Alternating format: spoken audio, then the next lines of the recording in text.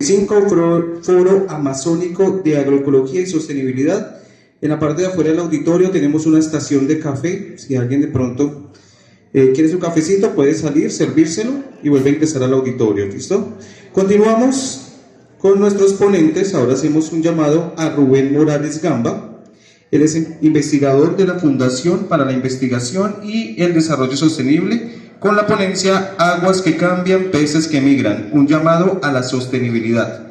Trayectoria destacada, zootecnista con maestría en agricultura y doctorado en zoología en Brasil, experto en reproducción de peces y manejo de fauna amazónica, investigador de FUNINDES en el proyecto RedMat Mataben, enfocado en peces ornamentales. Bienvenidos, Rubén. Muy buenos días para todos. Bueno, pues esta presentación, Aguas que cambian, peces que migran, Rosa trae mucho de lo que, del pensamiento de cómo conservamos, ¿no? Cómo percibimos el territorio, cómo explotamos el territorio y cómo realmente nuestros recursos se han ido acabando poco a poco porque vamos perdiendo por no preservar ese conocimiento. Entonces, aguas que cambian, estamos en la tierra de muchas aguas, el río que vemos ahorita está cambiando constantemente, a cada segundo es un río diferente. Peces que migran, sí, los peces migran, sea en cortas distancias, en largas distancias, siempre están migrando y no migran solo localmente.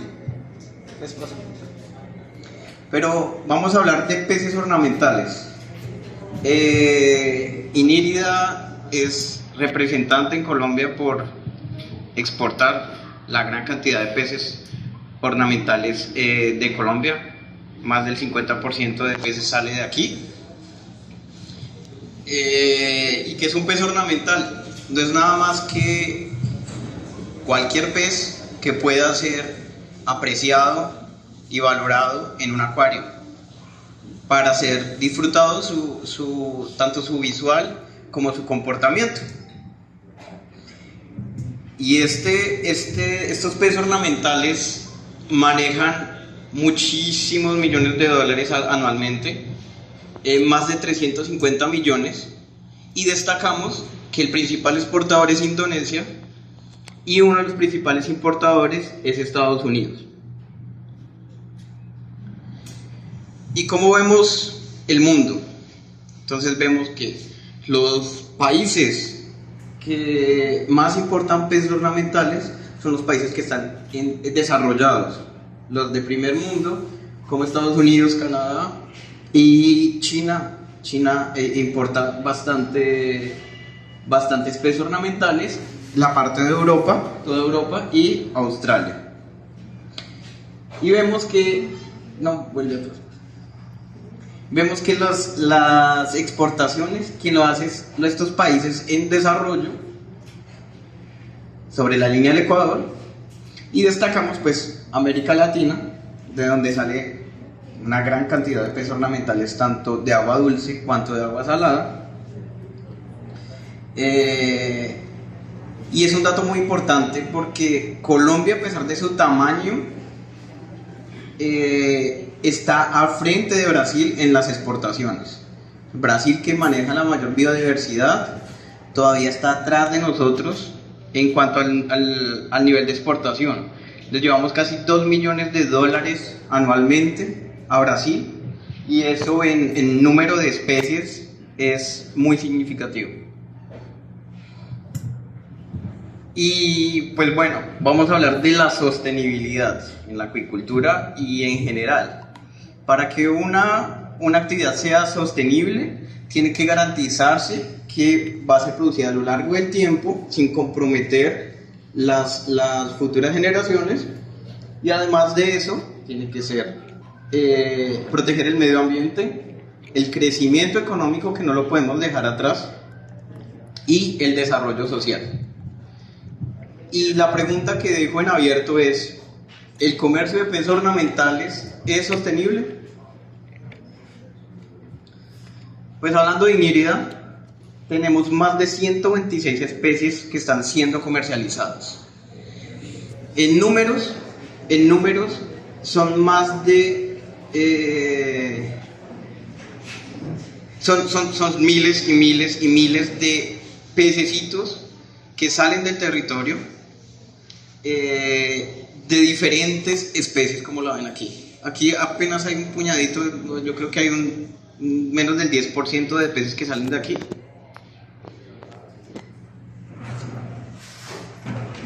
¿Y por qué tanta diversidad? Estamos en un territorio supremamente rico. Más que Amazonas, estamos en un sitio Ramsar, donde la explosión de vida es enorme gracias a esos cambios, a todas estas modificaciones ambientales. Tenemos aquí 4 ríos: Orinoco, Atabapo, Guaviare, y allá al fondito, pues Inírida viene junto con el Guaviare. Toda esa unión, todas esas barreras naturales, todas, sumado a eso la selva, nos da esa explosión de vida. Y por ser tantas cantidades, calidades de agua, la diversidad íctica es impresionante. Además de eso, tenemos otro factor que da esa explosión a la biodiversidad, y es las aguas que cambian. O sea, las aguas, además de correr, ellas también tienen ciclos sazonales en donde varía anualmente. Entonces tenemos nuestra época seca y nuestra época de llena, de creciente, en donde los ambientes cambian drásticamente. Y es demasiado drástico pensar que un árbol puede estar sumergido 6 meses por año y seco los otros 6 meses del año.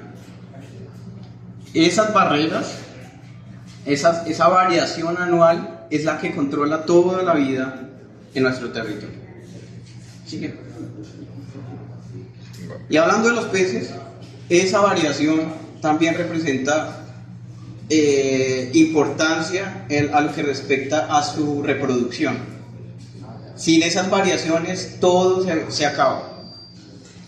Entonces tenemos que los peces en épocas de intercambio, ellos hacen su maduración gonadal para reproducirse cuando el agua llega a sus niveles máximos, donde los peces se dispersan por el bosque, y cuando las aguas comienzan a bajar y quedan secas, los peces van migrando de nuevo a los canales para comenzar de nuevo su ciclo.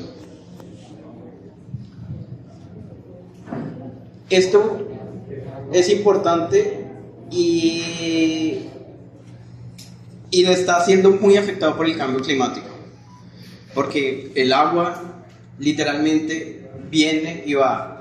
Este año, ustedes vieron, fue una de las mayores llenas que hubo desde el 2018. No había habido otra. Cada vez se está acortando más ese proceso de cambio extremo. Y lo mismo las sequías.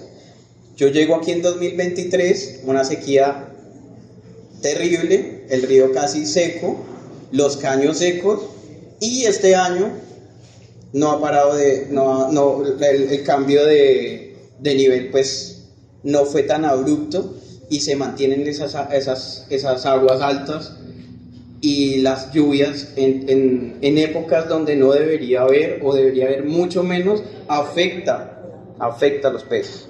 Entonces, para que vayan guardando esas informaciones para responder esa pregunta al final. ¿El comercio ornamental es sostenible? Entonces, el impacto climático no solo cambia los ciclos hidrológicos, sino afecta las épocas reproductivas y las rutas de migración. Volviendo a hablar de migración, afecta también la migración de los peces y representa un riesgo para todas las especies que están aquí.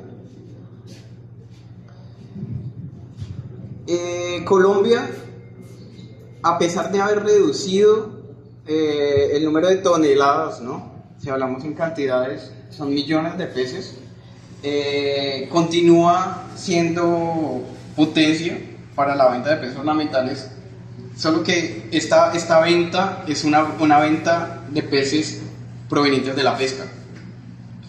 Entonces es una pesca predatoria que está llevando a la reducción de los estoques naturales, de la cantidad de peces que se encuentran en los ríos. ¿Por qué? ¿Por qué esto? Porque hay métodos de captura no selectivos. Las comunidades, en su afán y en sus necesidades de buscar su día a día, ellos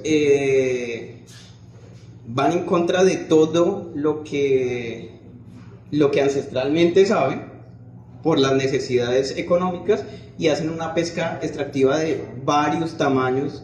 La UNAV ya maneja tallas comerciales, ya maneja épocas de veda, pero las comunidades insisten en violar todos estos protocolos por la presión económica.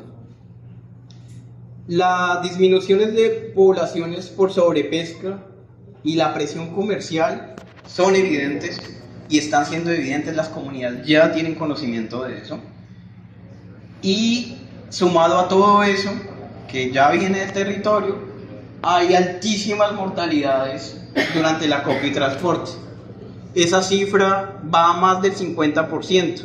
Entonces, si en un pedido necesitamos 10.000 cardenales que el cliente pide en Bogotá, normalmente el acopiador pide 20.000 porque sabe que va a perder por lo menos la mitad. Eso solo de una especie, y eso pasa con todas. Es un comercio perverso. Es un comercio perverso donde los intereses económicos están encima de los intereses de las comunidades y de los intereses del medio ambiente.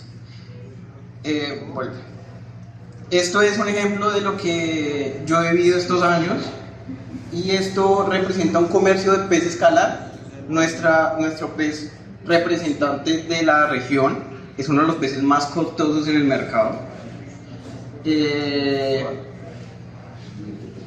Vemos cómo los peces son transportados. Primero usan bolsas recicladas que contaminan el agua, inmediatamente tocan el agua es contaminada. Y aparte de eso, el transporte se hace así, muy ornamental, rudimentario, en lonas, en los peores momentos del día, los momentos más calientes. Y eso ese comercio perverso resulta en las altas mortalidades.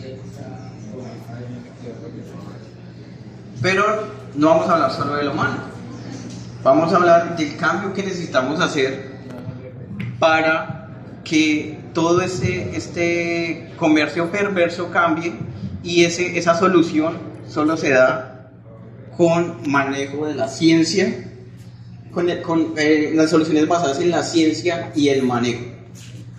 Sin la ciencia y el buen manejo no vamos a llegar a ninguna parte. Y una de las áreas en la que yo trabajo es la reproducción en cautiverio. ¿Y por qué es importante la reproducción en cautiverio? Primero, reproduciendo nuestros peces en espacios controlados, reducimos la presión de la pesca, garantizamos calidad en el producto, y para eso pues estamos trabajando desde el proyecto Red Más Mataven, que es el proyecto donde yo participo. Tenemos nuestro proyecto, que es esto: anticipándonos al cambio del mercado de peces ornamentales, reproducción en cautiverio, una alternativa a la extracción masiva del medio natural. Porque percibimos después de la pandemia, los países están muy preocupados, los países desarrollados están muy preocupados en adquirir enfermedades desconocidas. Todos los peces que sacamos de aquí, todos vienen del ambiente silvestre, y este ambiente pues maneja grandes cantidades de patógenos, desde parásitos, virus, bacterias, que a los países que compran nuestros peces están preocupados por adquirir enfermedades, porque pues sí, el manejo ya es malo, pero peces extraídos del medio natural es como una bomba. Entonces, la reproducción en cautiverio se muestra como esa alternativa.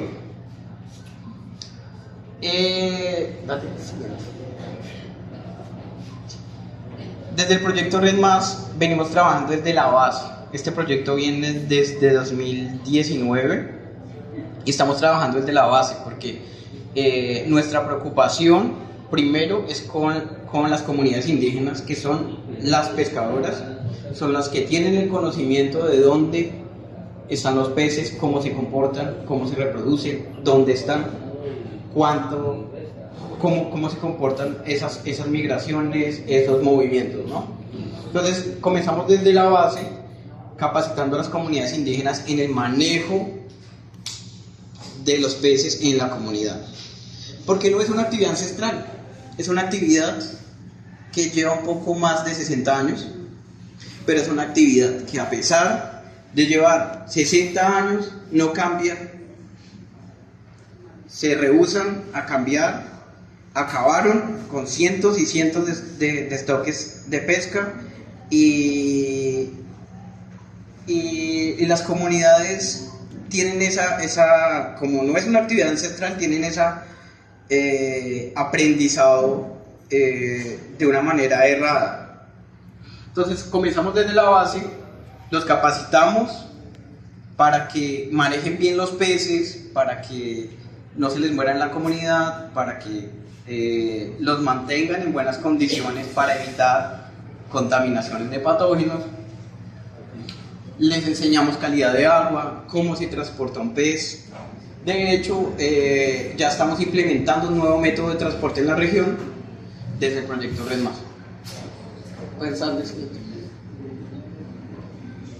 Ese método de transporte lo estoy implementando desde el año pasado y ha resultado muy efectivo porque primero reducimos el uso de bolsa, segundo, los peces van mejor acondicionados.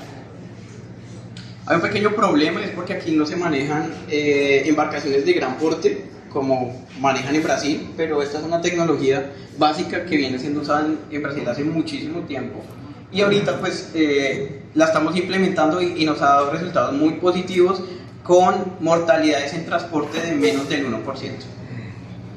Entonces ya he tenido transporte de peces del Orinoco a Inírida sin oxígeno, solo como lo ven aquí, 6 horas, 8 horas de viaje, cero mortalidad.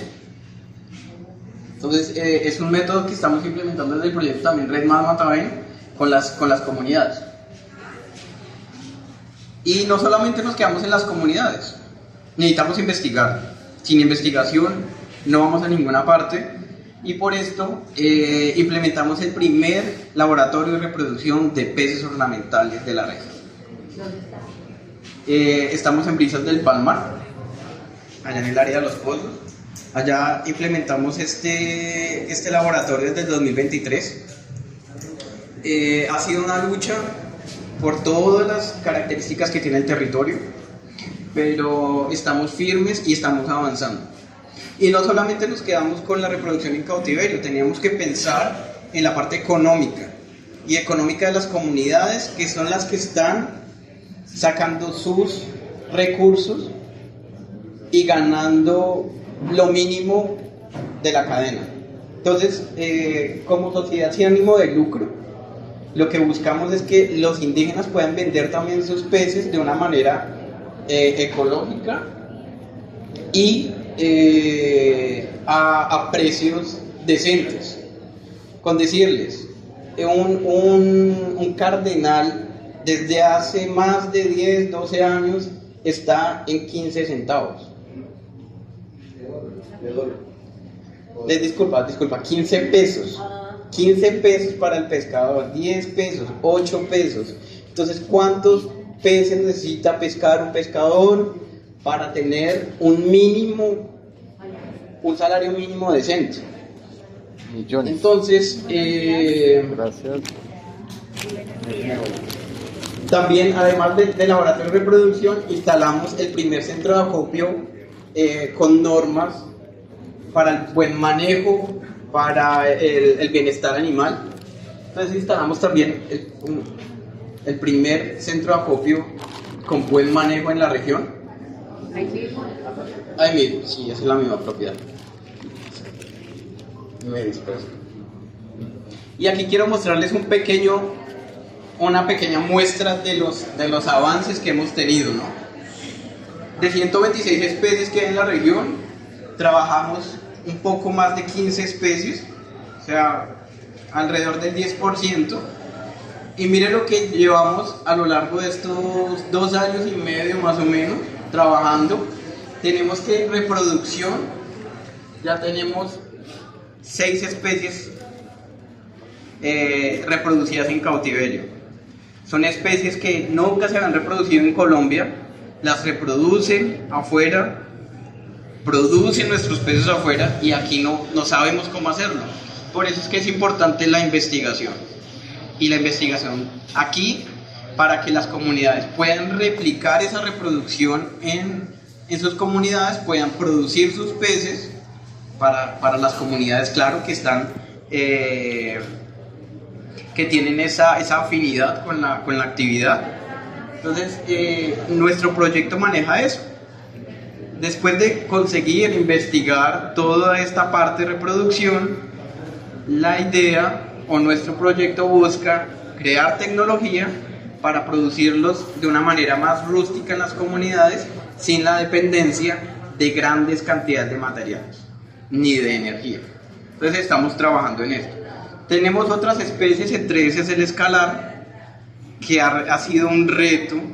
Lo reproducen en República Checa, lo reproducen en Europa, y aquí no lo reproducimos. Aquí no lo reproducimos, y por eso es nuestro pez sombrilla, nuestro pez bandera, para impulsar toda esa parte de investigación. Entonces, en el momento que consigamos reproducir nuestros peces, estamos salvando miles o millones y millones del medio natural. ¿Me puedes dar seguir? Aquí una pequeña muestra. Primera reproducción en Colombia, o no había tampoco habido reproducción registrada a nivel mundial de la Loricaria formosa o pucha alcalde que le dicen. No sé quién ha ido a Sabanitas, ve esas cuchitas por ahí en la arena. Bueno, la primera reproducción la conseguimos en el laboratorio. Tiene un comportamiento diferente a otras rineloricarias. Ellas desovan en superficies planas, y otras especies cargan sus huevos. Entonces son cosas nuevas, y conocer todo este proceso básico nos abre el camino para después reproducirlas en cautiverio y poder hacer un mercado más sostenible. Aquí una muestra, el pez falso escalar, también, a pesar de ser muy común para el acuarismo mundial, no hay reportes científicos sobre su reproducción. También lo conseguimos reproducir en cautiverio en el laboratorio. Y aquí más 2 especies, el cardenal, que nadie lo había reproducido en Colombia, lo reproducimos en cautiverio. Estamos trabajando en la tecnología para producirlo en masa. Y la cucha tabaco es un animal fantástico, tiene unas estrategias reproductivas desconocidas para la ciencia, y que próximamente también saldrá un artículo científico sobre esta especie. Entonces, son especies que, a pesar de diferentes, vienen siendo muy explotadas en el medio natural, y nosotros estamos trabajando para preservarlos. Y pues nada de esto hubiera sido posible sin la ayuda del SENA. Yo vine a parar al territorio por un proyecto privado, un proyecto con comunidades, y vi la oportunidad del SENA, porque dije, yo no puedo trabajar solo, necesito gente que trabaje, y quién más que los del SENA. Y aquí le hago un llamado a las directivas, y es porque los chicos, a pesar de estudiar en un SENA de región, un SENA amazónico, un SENA orinoquía, no tiene, en la tierra de muchas aguas, no tiene esa visión de acuicultura. Entonces, somos un SENA que no formamos a los chicos en pesca, no formamos a los chicos en acuicultura, no sabemos de calidad de aguas, no sabemos lo básico para una producción como la de peces, no solamente de peces ornamentales, sino de consumo, el control de pesca. Entonces, sí hago llamado a las directivas del SENA para que implementen esa parte en la región, que es muy importante, ya que tenemos lo principal, que es el recurso hídrico y nuestros recursos pesqueros, para conservarlos. Aquí unas fotos de lo que realizamos con el SENA. Capacitamos los muchachos que nos visitan, les damos una pequeña capacitación en calidad de aguas, les hacemos un recorrido por las instalaciones para que conozcan otras formas de producción, otras alternativas de trabajo, y pues ya hasta la fecha ya he recibido 5 pasantes del SENA que han sido clave para el sostenimiento de toda la parte investigativa del laboratorio, y son muchachos que ya tienen una formación para después trabajar en el área. Entonces el SENA ha sido parte muy importante de este proyecto y pues le quiero agradecer. Bien. Dale. Entonces se presenta aquí la investigación como el eje del futuro. Sin investigación no vamos a llegar a ninguna parte. Necesitamos continuar monitoreando y haciendo estudios biológicos de los peces. Necesitamos innovar en los procesos de acopio, transporte y en la reproducción de nuestras especies. Y eso solo es posible si hacemos la articulación entre la academia, las comunidades y las instituciones. No podemos andar separados. Entonces tenemos siempre que estar todos juntos para poder salir de ese hueco a donde estamos sumergidos. Y ya, solo esa era mi charla, quería compartir eso para ustedes. Aquí están las páginas de la fundación para la que yo trabajo, del proyecto Red Más, y mi Instagram. Muchas gracias y pues espero que les haya gustado.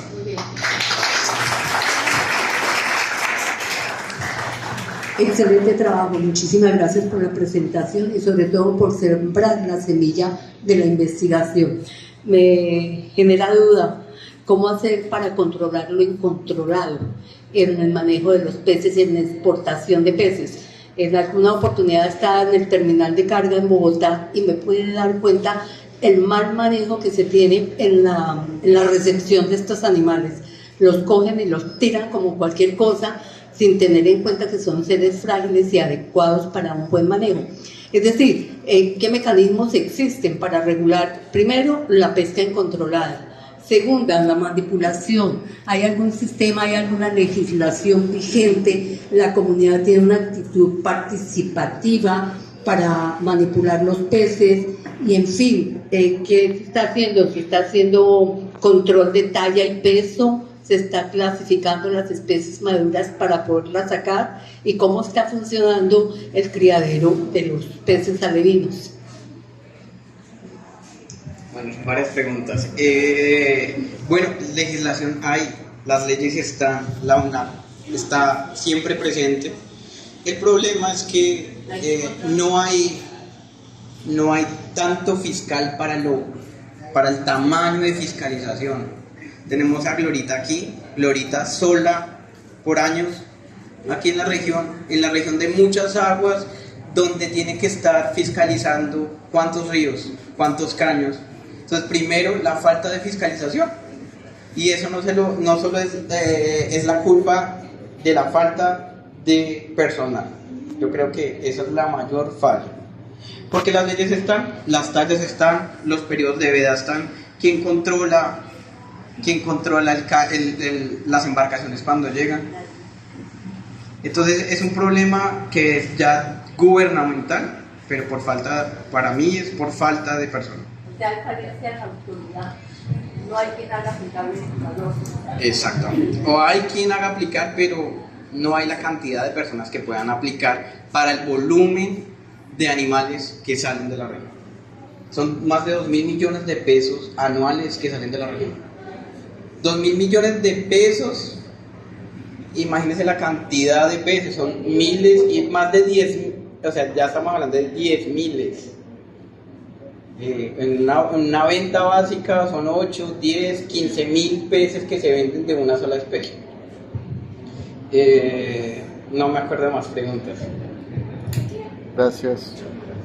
Gracias. Yo sigo preguntando con el tema financiero. Su merced nos habla del tema del negocio de los peces ornamentales. ¿Cuánto está valiendo? ¿Qué tan rentable es? O sea, usted acabó de decir que pagaban a un pescador 15 pesos por un pez. ¿En cuánto se está vendiendo en Bogotá? ¿Cuánto está vendiendo en el exterior?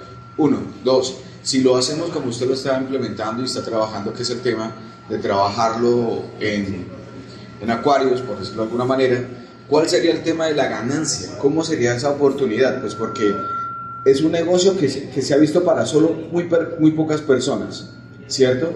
Hay un mercado muy oscuro, por decirlo de alguna manera, solo algunos compran y algunos venden. Lo otro, el tema del trato del pescado, es cierto, se muere mucho pescado. Lo otro, como usted no tiene quien le haga el conteo de sus peces, yo les digo a su merced Rubén, le envío 1.000 peces y allá usted me dice, solo me llegaron 200 y le pago sobre los 200. No hay un tema de un control de salida y ingreso de la otra ciudad y entonces yo pierdo de entrada por ahí. Pero sí es importante el tema de cuánto es la posibilidad de ganancia. Quien regula y cobra el impuesto de extracción de pescado ornamental y de consumo es el municipio. A la hora de regular o controlar ese mercado, cómo sale aquí, ¿es suficiente ese tema del valor, además de las vedas? ¿O es muy poco lo que se le está pagando al municipio frente al tema de la salida de los peces? Gracias. Muchas preguntas. Las ganancias son millonarias. 2.000 millones de pesos anualmente en época regularcita, porque ya llegó a ser mucho más de 2.000 millones. El escalar, que es uno de los más caros, ¿no? Entonces, al pescador, después de mucho tirafloje, porque creo que hay mucha especulación, es un mercado perverso, entonces los pescadores ya ganan un poco más de lo que deberían ganar. Un pez escalar el año pasado, que no hubo reproducción en ciertas comunidades, explotaron a los pescadores pagándoles el escalar a 2.000 con la especulación. Un pescalar en Bogotá va de 15 a 25, 30 mil pesos. ¿A dónde se está quedando la plata? En el intermediario. Ni siquiera en Bogotá, en el regional. En Bogotá ya es otro gasto, otras cosas. La cuestión es que es un mercado tan perverso. ¿Cuántos minutos? Es un mercado tan perverso, pues que la ganancia se queda no en las comunidades, sino en la región, y en las comunidades que están perdiendo. Decía un líder indígena de la comunidad de Pueblo Nuevo Sama, por el Orinoco, decía: el cardenal es el rey del río. No solo porque indica riqueza, sino que ellos tienen la conciencia que es la base de la cadena alimenticia de los peces. Y ahí vamos. Si se paga mejor al pescador, se va a pescar menos. Pero ¿cómo se va a pescar menos? Enseñándole a manejar bien los peces, porque es un comercio tan perverso que no les importa cómo lo pescan, dónde lo transportan, cómo lo transportan. Y por eso vienen las altas mortalidades. ¿Y la ganancia dónde viene? La ganancia estaría ahí, desde el manejo de base hasta el manejo de acopio. Si no superamos las mortalidades del 50%, la ganancia va a ser mínima si lo manejamos bajo los estándares de sostenibilidad. Entonces solo va a cambiar todo si cambiamos todo de base. Las leyes están. El problema es, los aeropuertos de Colombia no están preparados. No está preparado el de la región. El mercado ornamental ha levantado familias, el mercado ornamental mueve muchos millones por año en la región. ¿Y cómo tiran nuestros peces en el aeropuerto? Los cogen así. Hay una polisombra mal puesta, los ponen en unas cavas súper apretados, no hay quien fiscalice el bienestar de los peces. Entonces, para quien no ha visto, es una cosa espantosa ver peces con mitad de cantidad de agua, o sea, literalmente el pez ahogándose. ¿Por qué? Porque quieren reducir en el precio del flete. Pagan 2.500 por kilo. Un litro es más o menos un kilo de agua. Entonces, si le reduzco a medio litro, ya me estoy ahorrando 2.500. Y lo que buscan los acopiadores es eso, reducir el gasto. Pero tiene que haber una regulación de manejo. No. Bueno, buenos días y muchas felicidades, me parece una iniciativa excelente. Felicidades también a las comunidades de Mataben. Yo tengo una pregunta porque he escuchado de que ya están produciendo escalar y me imagino todas estas especies en la China, entre otros países. Entonces me parece fabuloso que lo están reproduciendo aquí también, pero pregunto, ¿cómo ves, o ustedes en el proyecto, cómo ven la oportunidad en el mercado de poder comercializar especies que vienen de la región del origen, que tienen que competir, me imagino, con unos precios reducidos de reproducción masiva en China o donde sea? Y relacionado a eso, yo veo que hay una ventaja, quizás una ventaja competitiva aquí, que es de que aquí está la diversidad genética, ¿cierto? Entonces, algo muy similar que pasa con las orquídeas, aquí tienen quizás diferentes morfotipos, pero igual van a llegar al mundo y los en el mundo quieren un nuevo colonización, lo van a coger y lo van a reproducir. Entonces pregunto que si hay algún certificado de denominación de origen o algo que pueden aplicar para que la gente están dispuestos a pagar más para los peces reproducidos aquí en su sitio de origen. Y relacionado a eso, en el cultivo como el criadero, ¿cómo van a mantener esa diversidad genética y asegurar que no hay endogamia? Preguntas bien interesantes. Primero, la oportunidad está. Solo necesitamos el certificado de reproducción en cautiverio, que ya lo hay. Yo me puedo certificar como reproductor, como productor de reproducción en cautiverio. Y eso ya nos abre una puerta enorme al mundo. Todos quieren comprar peces colombianos, a pesar de tener la peor fama. O sea, el pescado más malo del mundo sale de Colombia. Pero somos los primeros en la región, porque tenemos los mejores peces. ¿Cuáles son nuestras ventajas? Tenemos el recurso no solo genético, sino hídrico. Tenemos las temperaturas que ellos allá no tienen. Entonces, la oportunidad está y está para todo el mundo. ¿Cómo justifica la mala fama de los peces? No, primero, exceso de antibióticos, porque la solución mágica en que inventaron los acopiadores y los transportadores es colocar antibiótico a todo. Entonces sale antibiótico y para afuera. Eso no se hace. Y por eso es que nuestros peces son malos. Allá les hacen verificación de antibióticos. Tiene que haber una regulación y un control de Sí, no lo hay.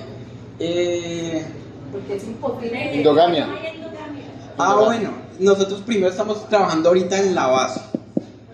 ¿Cómo es el proceso? Base, lo conseguimos reproducir. Segundo, replicamos esa reproducción. Tercero, masificamos para que las comunidades indígenas puedan hacer la reproducción en cautiverio. No le va a decir al indígena, cómprese un acuario, póngale una bomba de aire en una comunidad. Entonces, lo que estamos haciendo es eso. Ahora, hasta ahorita vamos a la segunda fase, reproduciendo en masa para adaptar a tecnología que pueda ir a las comunidades. Ya después cuando tengamos algo más establecido, se comienza a trabajar en esa parte genética, en donde especialistas en genética van a tener que entrar y decir, no, los peces se van a tener, las matrices se tienen que reponer. Pero entonces, si yo tengo 500 cardenales, puedo producir 25.000. Entonces, si yo reproduzco 500 cardenales, estoy evitando que salgan del ambiente 25.000 animales, como mínimo. Entonces, ahí está la ganancia. Y es solo una especie, 2 especies, 10 especies, 15 especies como las que tenemos en el laboratorio. Pero tenemos más de 127 y están más descubriéndose más cada día. Entonces, la oportunidad está para todos y para el SENA para que forme sus estudiantes. Una última pregunta muy puntual.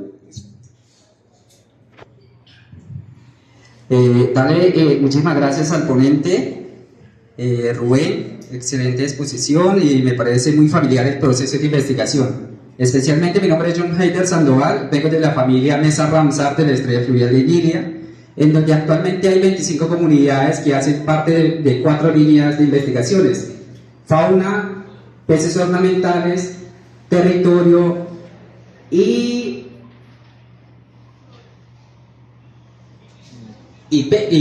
bueno, esas son las líneas de investigación. Lo que yo quisiera hacer un poco contextualizar el tema, pues ya que hablaban de impactos ambientales en el tema de extracción de los recursos, especialmente de peces ornamentales. ¿Cuál crees que sería el método eficiente para mitigar este impacto ambiental desde las comunidades indígenas hacia las diferentes instituciones del orden gubernamental, nacional, para seguir manteniendo esta cadena de valor de los peces ornamentales? Pues ya que me voy al territorio, en las 25 comunidades de distintos pueblos indígenas, donde nosotros estamos como área Mesa Ramsar, estamos haciendo procesos de implementación de zonas pues, donde estamos tratando de salvaguardar la esencia de estos peces ornamentales, donde en este momento pues estamos teniendo los padrotes en proceso de reproducción. Esa es una de las estrategias. ¿Cuál crees que sería desde su punto de vista o cuáles serían las estrategias para poder manteniendo esta cadena de valor?